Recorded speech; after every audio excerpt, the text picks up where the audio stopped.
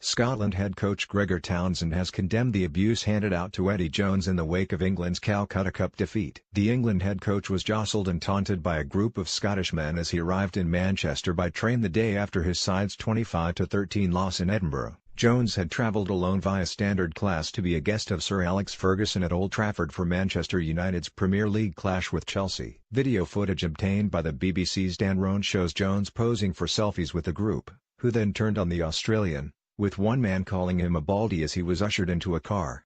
Jones later revealed that he feared for his safety during the incident, but Townsend insists Jones deserved better treatment as he praised the way his opposite number had conducted himself in the aftermath of Scotland's victory. Townsend said, "Look, it was really disappointing to see that.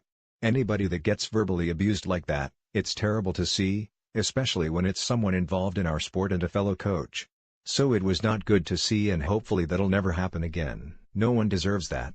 I thought the way England handled the defeat, which would have been a big disappointment for their players, to how they spoke after the game, to the coach, showed they were good losers as well as being very good winners over the last couple of years.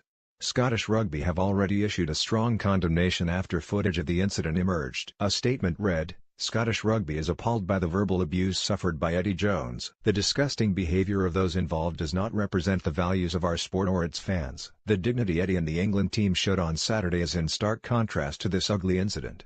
Jones has resolved not to use public transport again following the experience and is frustrated given his willingness to engage with supporters. "I'm a human being.